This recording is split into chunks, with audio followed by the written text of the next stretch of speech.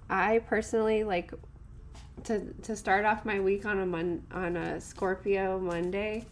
I'm not gonna like really plan anything for today. I'm not going to hold myself to like strict deadlines or anything like that. But looking ahead, we know that once we go through Scorpio, we're heading into Sagittarius season, which Sagittarius season is at the end of the year. So we're looking ahead, we're looking at the future, and we're planning. So this, I'm going to save anything that I need to get done for Sagittarius because it's fire energy. I might have a little bit more energy around then and won't be feeling as heavy as I do on Scorpio days. So I'm just gonna not put too much pressure on myself for Monday and Tuesday, and I'm going to plan to get things done on Wednesday and Thursday, and even into Friday when we move into Capricorn, because Capricorn likes to check things off and get things done and to achieve.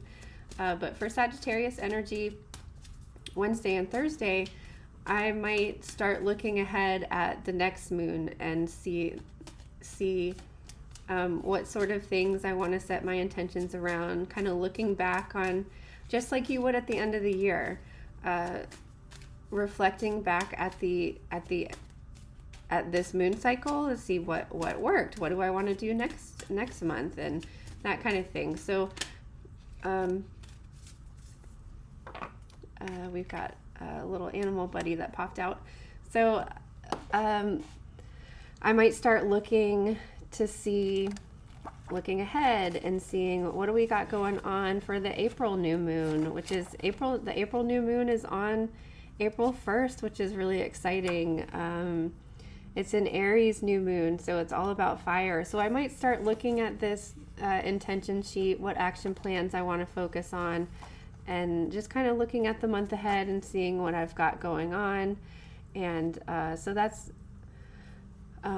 what I plan on doing for Wednesday and Thursday, but you might use this time and this opportunity while we're still within the last quarter light. We still have at least half of the moon is lit at the last quarter, so we have half of that energy. We're still half full, depending on how you look at it. So this is really going to be a good week to wrap up anything. You might even want to reflect back on all of the intentions that you had. I have like a giant list here. I go through and see, well, what did I do? Check things off, and what did I not do? What do I need to go back and do again? What do I just reevaluating everything. Because then we'll move into Friday. We'll move into the official last quarter in Capricorn, and Capricorn is discipline, boundaries, structure, stability. They like to achieve and succeed at things. So remember all of that discipline and structure that we had at the beginning of the year. If you remember, there were 3 or 4 planets, as well as Capricorn season, so Capricorn sun, and then the Capricorn new moon was in January. So we had a lot of Capricorn energy to really figure out what we wanted to do for the year, what our goals were, what intentions we wanted to set, what we wanted to accomplish this year. So kind of think back and feel into that energy when we come to this Capricorn moon, and it's really going to help us check in, see, are we achieving things? Are we not achieving things? What do we need to adjust? And then, so we'll be in Capricorn for Friday and Saturday, and I think it's later in the evening that we move into Aquarius on Saturday. So we'll be Aquarius late Saturday and all day Sunday. Are we starting off Monday with? Yeah, we're starting off Monday with an Aquarius moon too. So Aquarius moon helps us to like think outside of the box. What can we do differently next month? I really use the last quarter weeks to really look at this current moon cycle, and then look at the new cycle coming up, and working out how I want to do that. And Aquarius is going to help us like think of new ways, innovative ways to do that. Let's see what we have. We have Camel Spirit here. Camel says, be forbearing and patient. And this is a Archangel animal deck. Oh. So it lists archangels as well, and that's Archangel Joviel. Alrighty, let's see what Camel Spirit says. Camels incarnate from, it has like starseed information about the animals, but let's see what the guidance says. You are blessed to receive this card of wisdom. It suggests you hold golden wisdom in your divine blueprint and that your life plan, you have contracted to share this with humanity. This calls on you to practice patience, forbearance, and humility. You may feel ahead of your time. Many will sense the light you carry and will react to it in different ways. So you will need to stay in balance whatever is happening around you. If you do not fully recognize who you are, your guidance is to sit quietly, place a golden sparkling light around yourself, and call on Archangel Jophiel, the angel of wisdom, to help you attune to your true self. Then expect the deep knowing held in your soul to start coming forward. This is like a more spiritual connection to the animals here. And I like to use it in conjunction with another spirit deck. When we think of camels, we think of deserts. They're able to sustain long periods of time without water. They're able to carry everything. Their humps. They carry water and moisture in their humps, and they're able to sustain themselves for long periods of time without water. So thinking of like just keep going like a camel does, getting through the rest of this moon cycle and whatever you have going on in your life and what's going on in the world. Just knowing that you do have everything that you need within you. And I don't even need to read it because I think I've gotten the camel a lot. Camel is about sustaining, keep going, keep moving, even if you are feeling low on resources. You're still able to go the journey and go the distance. So camel gives us hope of we're almost there. We're almost to that oasis, like to just keep going. And I really like that message for this week. I'm excited for the new moon. I hope that even if you're setting your intentions, that you're also like actually literally planting seeds. So maybe you might start actually putting things in the ground this next cycle, which is really exciting. I do recommend, speaking of moon gardening, and this always happens to me. I'm like so excited because the weather starts warming up and I'm like ready to get my plants stuck in the ground. But if you focus on moon gardening, Aries is not a good time, and Aries new moon is not a good time to actually plant things because the Aries energy is fire. So that's going to be like drying out your seeds, drying out your soil, having that energy dry things out or burn things up. So that's why I have the seeds that we did last month for the Pisces new moon, because Pisces is watering and nurturing and is going to like help your plants grow.